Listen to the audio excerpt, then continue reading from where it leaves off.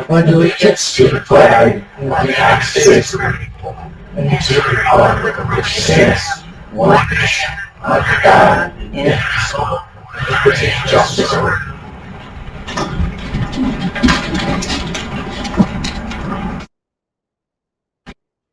Minutes. First by Legislator House, second by Legislator Hulse. All in favor? Aye. Any opposed? Carried. Thank you much. On to Government, Courts, Community, Consumer Affairs. GC1, resolution authorizing budget modification, County Clerk's Office. First by Legislator Hall, second by Legislator Twist. Any discussion? All in favor? Aye. Any opposed? Carries. Thank you. GC2, resolution authorizing the creation and funding of capital project for the purpose of advancing the Phoenix Scruple wastewater treatment and conveyance project. First by Legislator House, second by Legislator Twist. Any discussion? All in favor? Aye. Any opposed? Carries. Thank you very much. GC5, resolution authorizing an increase to capital project 0524 for the purpose of providing adequate local share for a second New York State grant opportunity. First by Legislator Lockwood, second by Legislator House. Any discussion? All in favor? Aye. Any opposed? Carries. Thank you very much. On public safety, PS2, resolution amending salary for Oswego County District Attorney. First by Legislator Hulse, second by Legislator House. Any discussion? All in favor? Aye. Any opposed? Carries. Thank you. PS3, resolution authorizing budgetary modification of transfer funds from personal examination line to other fees and services for emergency management office. First by Legislator Twist, second by Legislator House. Any discussion? All in favor? Any opposed? Carries. Thank you very much. Now the HS, Human Services, HS2, resolution authorizing budgetary modification, Department of Social Services overtime. First by Legislator House, second by Legislator Lockwood. Any discussion? All in favor? Aye. Any opposed? Carries. Thank you. HS3, resolution to transfer funds from Insurance Recovery Fund to the Department of Social Services Automotive Supplies and Repair Account. First by Legislator Hulse, second by Legislator Twist. Any discussion? All in favor? Aye. Any opposed? Carries. EP1, resolution authorizing budgetary modification, transfer of expense line from the Department of Community Development, Tourism Planning to the Office of Mobility Management. First by Legislator House, second by Legislator Twist. Any discussion? All in favor? Any opposed? Carries. Thank you. EP2, resolution creating one position in the Office of Mobility Management. First by Legislator House, second by Legislator Lockwood. Any discussion? All in favor? Aye. Any opposed? Carries. Thank you. Health, HE1, resolution authorizing budgetary modification to increase environmental repair and maintenance. First by Legislator Lockwood, second by Legislator Hulse. Any discussion? All in favor? Aye. Any opposed? Carries. Infrastructure. We do have some add-ons to this, but we'll get through the grid first. IT1, resolution authorizing budgetary modification, Department of Solid Waste, to establish a capital project, repair the retaining wall under the Pulaski Transfer Station from the unappropriated fund balance of the capital project. And I will note that this is out of their unappropriated fund balance, not the county appropriated fund balance. First by legislator Holst, second by legislator House. Any discussion? All in favor? Aye. Any opposed? Carries. IT2, resolution authorizing budgetary modification Department of Solid Waste to establish a capital project to replace the air compressors at the Energy Recovery Facility from the unappropriated fund balance to the capital project. Again, this is their fund balance, not the county. First by legislator House, second by legislator Holst. Any discussion? All in favor? Any opposed? Carries. Thank you, Linda. I saw you afterwards. I was just waiting. IT3, resolution establishing capital project number 0924, Oswego County Airport Taxiway B and D rehab construction. First by legislator Lockwood, second by legislator Twist. Any discussion? All in favor? Any opposed? Thank you. IT4, resolution increasing authorization of capital project number 1423, design and construction of parking lots. Did we? No, we tabled that. This is, we tabled this. That's what I thought, we tabled it. I just wanted to make sure that we did table this for further information. Hopefully we can bring this back around. Officially, it didn't pass committee because of lack of votes, there's people missing. Right. And the committee decided that, directed me to take a look at financing and get it written back. Yeah, and I do have a few more questions about that. Sure, That I sure. come up with, we'll discuss it after. We did have a couple of other IT walk-ins at the infrastructure meeting. Do you want to see?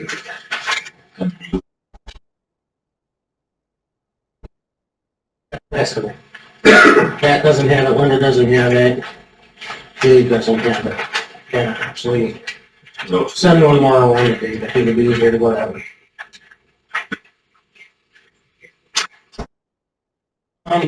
And we might as well do IP6 if we'll do that one.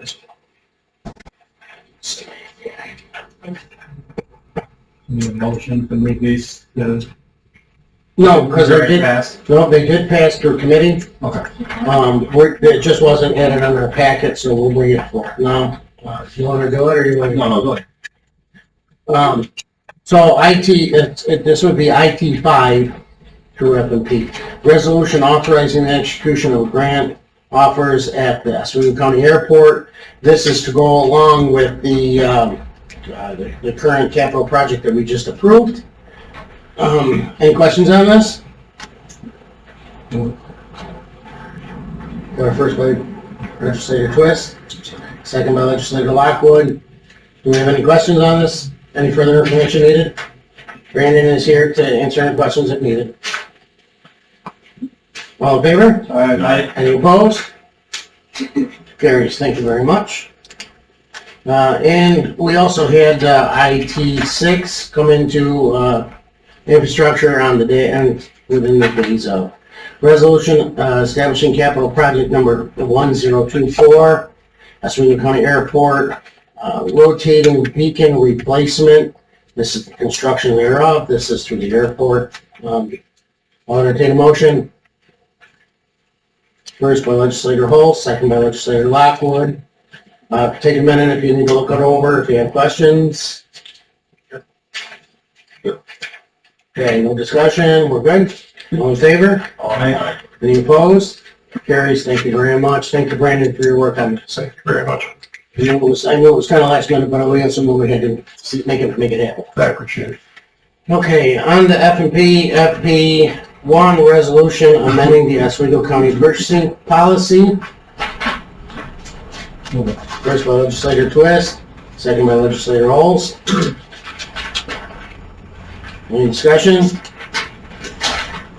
All in favor? Aye. Any opposed? Carries, thank you very much. FP2, resolution awarding professional services contract to Human Resources Department Workers' Compensation Plan Consulting Services. First by legislator Twist, second by legislator Lockwood. Any discussion? All in favor? Aye. Any opposed? Carries. Thank you very much. FP3, resolution of plan sponsor amending and restarting a deferred compensation plan for the county of Oswego. First by legislator House, second by legislator Twist. Any questions for Julie on this? Is it the same company? It's basically, so the New York State Deferred Compensation Board amended their model plan, and in order for us to be in compliance, we have to adopt the model plan, so this is just go through the due diligence. We have to go through the process of adopting the model plan. Thank you. All in favor? Aye. Any opposed? Carries. Thank you very much. FP3, resolution of plan sponsor amending and, oh no, wait, I'm sorry, we just took that. FP4, resolution of plan sponsor extending contract for the deferred compensation plan for the county of Oswego. This one is to extend the contract that we have currently with National. Excellent. First by legislator House, second by legislator Twist. Any discussion? All in favor? Aye. Any opposed? Carries. Thank you. FP5, resolution awarding professional services contract, Human Resource Department, Health Plan Consulting Services. First by legislator House, second by legislator Lockwood. Any discussion? Any question on it? No, I just said my arms get tired. All in favor? Aye. Any opposed? Carries. FP6, resolution pursuant to section 206 of county law, changing legislative office building hours for June, July, and August, summer hours, all the list. First by legislator Lockwood, second by legislator House. All in favor? Any opposed? Carries. Thank you. FP7, resolution authorizing the reclassification of one position and creation of another in the treasurer's office. First by legislator Holt, second by legislator Twist. I just want to mention, if I can make Chairman, Absolutely. the reclassification was full, so that title is incorrect. Oh, It's just okay. gonna have the amended title out on the floor, that's all. Everything else. It's just creating. Oh, okay, so we're just creating one position. It's Yeah, what do you do? just the agenda. Okay, That's just the agenda. okay, very good. Thank you. No problem. Any questions? All in favor? Aye. Any opposed? Carries, thank you. Committee review decisions, there are none. Reporting departments. We'll hand this over to Human Resources, Julie. So looking at the report that was submitted as of April 14th, which it was run, the year-to-date savings is $2,007,800 and roughly $9, and it's about 51%-ish less than last year just because of more positions being filled. That's good. Also, the last F&P meeting, I spoke about how we submitted to the state 10 resolutions to get 50 titles into our non-competitive class through the HELP program. Well, I don't know what their process is, but they randomly picked one of our 10, and 4 of ours were passed last month. So we have 4 more now, but hopefully next month, I'm not sure what their process is, or how many resolutions are chosen per jurisdiction, but we have 4 more, which is good. I also was on a statewide call the other day and did progress for DSS, our caseworkers. They're moving towards making that a exam, similar to what we do for correctional officers now. So that'll probably be probably a 2-year process is my guess, but at least they're moving in the right direction. Excellent. So, Okay, keep us posted. yeah, I will. What you come up Each with. month, yep. Excellent. Thank you, Julie. So, Thank you, Mr. Chairman. I've passed around to the committee your monthly variance report. It covers January through April of this year as compared to the same time last year. We'll see that the actuals and the encumbrances are up by about $5 million compared to last year. And you take a look through the numbers, you'll see a lot of that is because of Medicaid and the increase we have to pay there. Also, transferring money out of solid waste fund balance to pay for projects that are a bit unusually more than you've seen past year. When you take a look at those and you compare them to the difference, the rest of the departments are actually down a bit from their spending compared to last year. So if you look through this, have any other questions, I can kind of explode these lines and find answers for you as to if something looks off. So give me a call. I've also passed around the analysis from NISAC on the passage of the state budget and how it will affect counties. I'm not going to go through the whole thing, but there are a few I just wanted to highlight for you.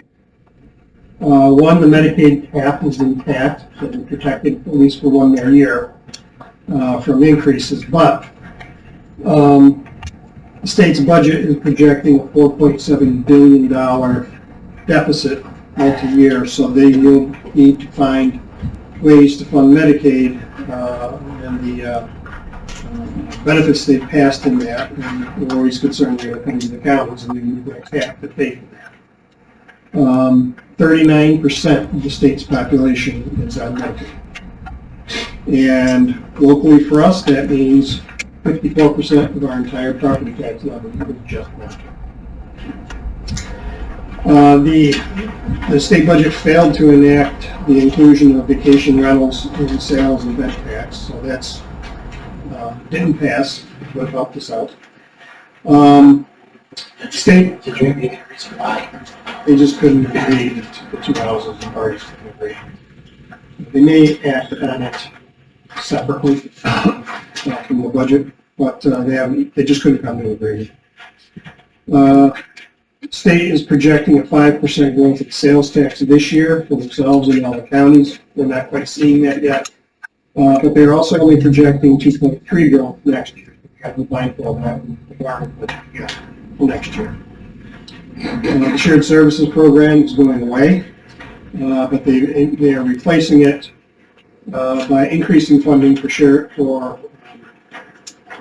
government efficiency grants. Also, they've increased funding for other areas like public safety communications, infrastructure, elections, agriculture, clean water infrastructure, veterans, and mass transit.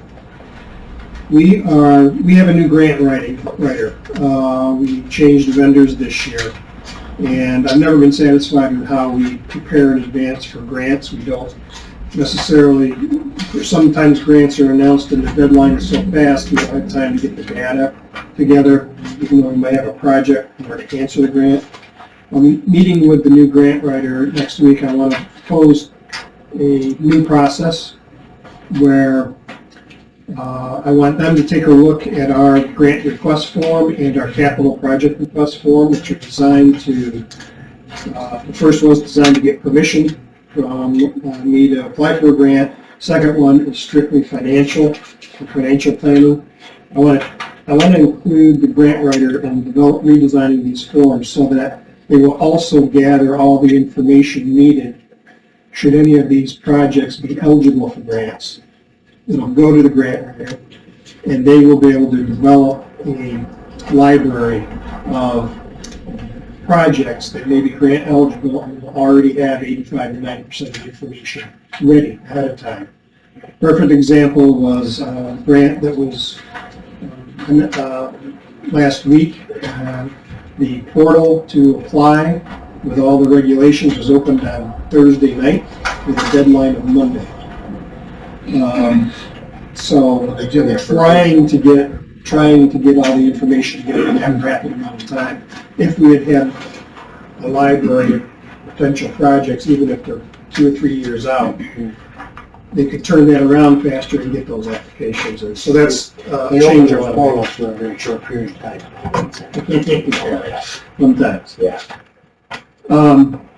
Our early intervention services, the state has increased the rates for our early intervention services. That would be a cost increase to us in 25. The only change, the good news on that is the original proposal was an 11% increase. They passed a 5% increase. Better news, the state budget calls for the creation of 4 advanced manufacturing workforce development centers. The headquarters for those 4 are going to be in Syracuse. So our new workforce development department will be all over. They have created several provisions in the budget to give tax incentives for the creation of affordable housing. The triple FS money by $50 million statewide. That is the fund that PSS uses to cover a lot of costs that we don't. So we don't need to cover them or less of them. If you recall, when I gave the report when the budget first came out, we were concerned because there's a proposal to remove the limit on the number of Supreme Court justices a county could have. And that implications for us, since we have to build the courtrooms and the chambers for any judge that's approved. That did not pass in the budget, but it's continuing and it may be acted on in this session separately. So we still have a concern. It's just good that we didn't expand the public safety center yet, because if we had, and now they're going to give us more judges, we'd be planning for another expansion. They did pass a law that protects the personal information of judges and court personnel from public disclosure. That's going to put a burden on our FOIL process, because it's not just home addresses, court personnel, court files. It's tax records, all that. Again, everybody's property tax has to be public. Assigned counsel. If you recall, they committed to 1 year, 50% reimbursement at an increased cost of assigned counsel, and they doubled assigned counsel's pay. They're continuing that for another year, so we'll get that 50% reimbursement again. The reforms to EMS did not pass, but they may be acted on separately in this session. Finally, COVID-19 paid sick leave is going to sunset and go away, but not until July 2025.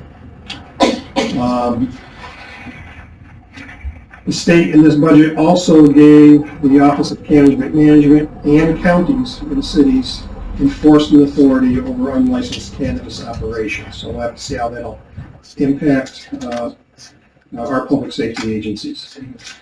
They've also decided to close 5 more state prisons. Those choices have to be made within a year. That's going to put more pressure on our jail population.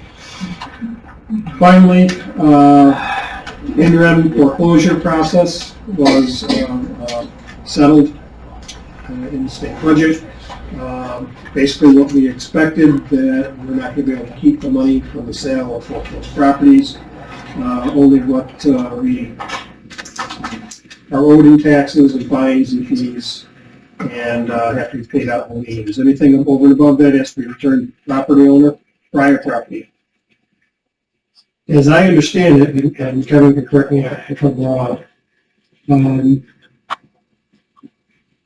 our obligation to repay only goes back to May of 2023, unless there's already a lawsuit that's filed in place in May of 2023, which helps us, because the fear was they go back 6 years. I don't know if you have anything to add. Yeah, actually, some states are bringing up litigation, go back 7. So this thing's going to be in litigation for a while, the foreclosure process, but yeah, so right now it stands like that. The fear is that the states that are bringing up the litigation go back farther. That's probably going to make it sway to some higher court, and then that's decision going to, obviously take over. But it is not not as bad as originally thought. The Senate bill and the governor's bill put together was absolutely horrible. there's a lot of accommodations have been made. So, and we get the notification to the homeowner that is in default. If they miss something, then the opportunity of getting a surplus is in jeopardy.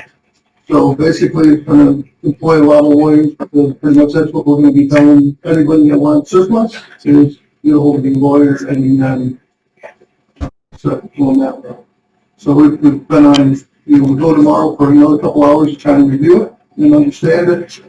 And, I don't think it's gonna be as bad as first suggested, we're still gonna lose a couple million with them. But originally, it was really. Questions?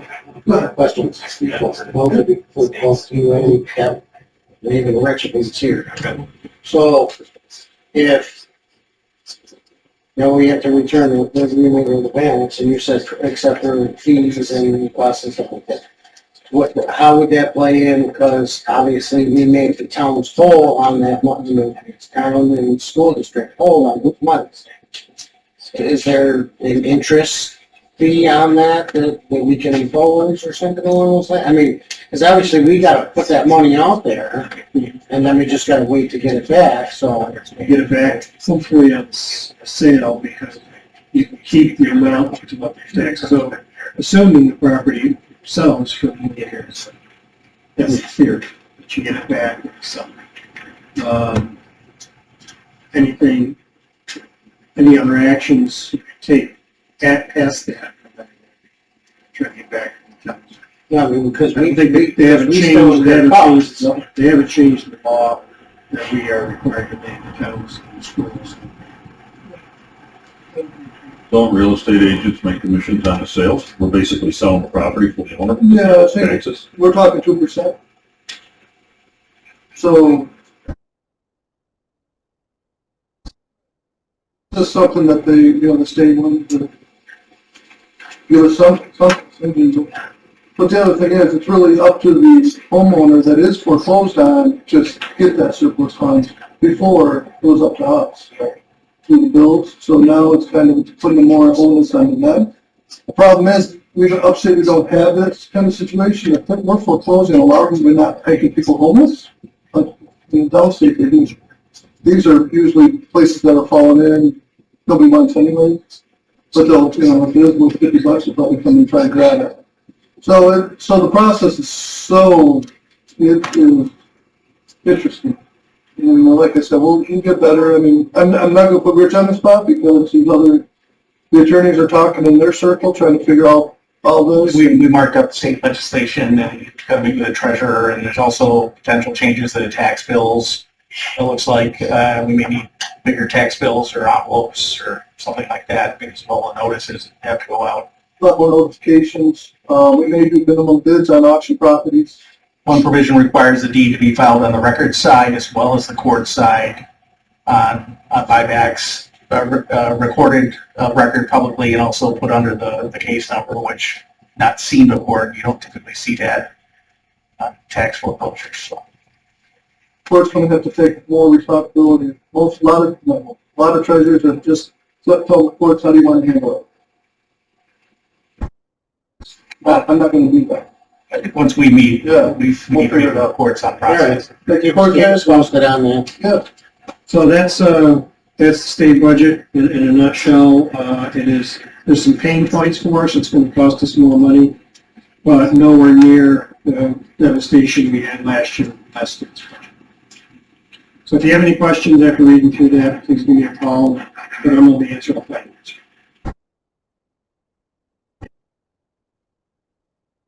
Okay, Kevin? Okay, so sales tax, I can use the event fund, and whatever we do, reserve analysis as well as the sales tax, 192,000 down. Interesting thing, the comptroller did a report yesterday for us, and we actually led in the biggest decrease in sales tax revenue. So we did lead, but unfortunately it's in the worst situation. In the first quarter of January through March, our sales tax was down 5.7%. In the central New York region, only 2 places were down. Cayuga County at 1.1 and us at 5.7. So, that's just, the state is saying that there's going to be certain, sales tax is going to be, 5% or whatever. Or did report their numbers, and that's what they see. So, why? The interesting other thing is, in March, our sales tax was down 14.5% just for March, but the Oswego city was up 30.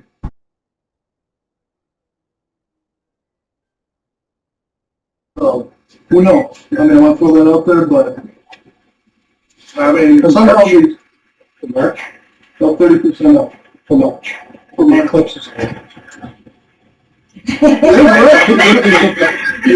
it's planning for the paid also. Maybe it's planning for the eclipse, I don't know.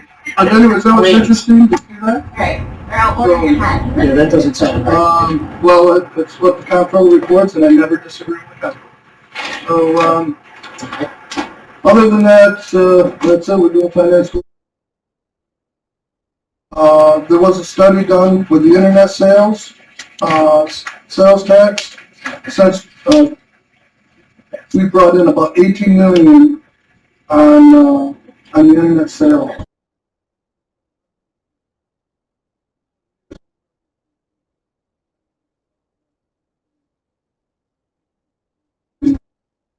Well, now obviously somewhat, but that's pretty impressive that the state actually gave that up a few years ago to give us money.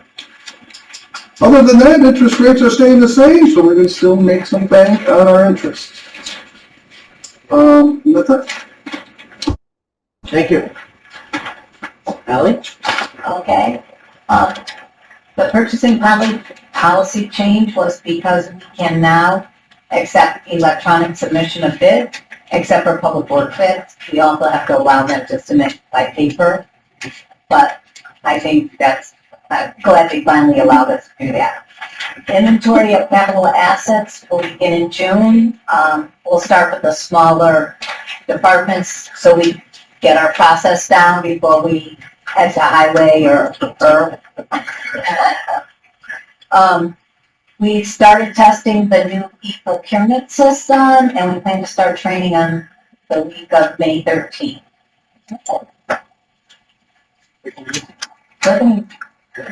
Keep us posted how you're making it.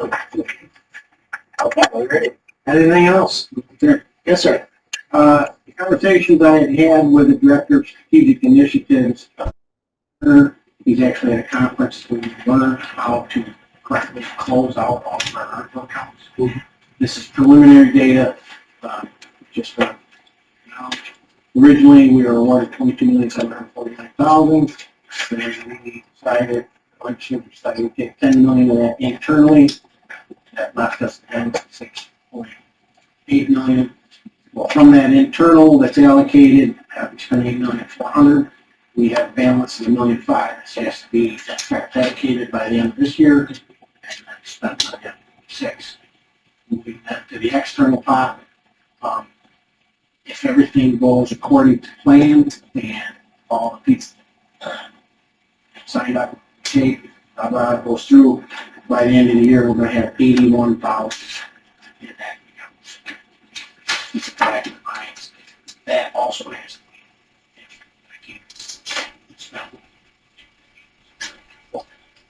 I'm glad you mentioned that. I have been updating the legislature right along on how the federal government has changed the rules around ARPA throughout the process.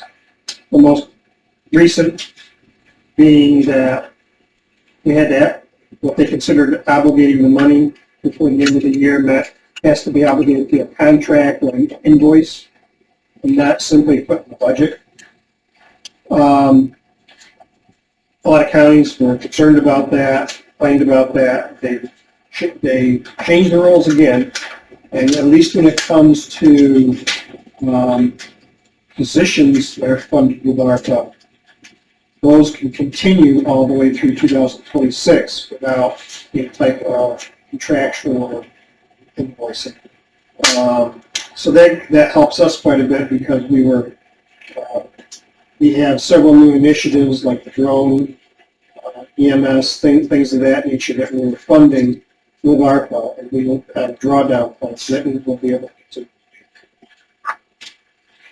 Very good. Yeah, because when we discussed that over during the budget process, it's one. So that is good news. Anything else, Mr. Chairman? Very good, sir. Thank you very much. I look for the appropriate motion. First by Legislator Twist, second by Legislator House. All in favor? Aye. Any opposed? Thank you very much.